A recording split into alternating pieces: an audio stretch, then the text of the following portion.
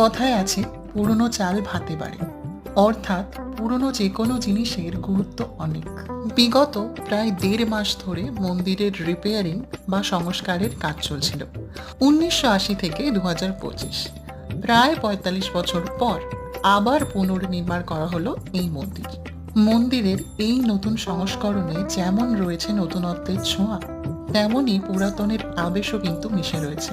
ইচ্ছে ছিল সবটা একটু তাড়াতাড়ি শেষ করার, কিন্তু ঈশ্বরের ইচ্ছে ছিল কিছুটা অন্য। অগত্যা ১.৫ মাস লেগে গেল সবটা কমপ্লিট হতে।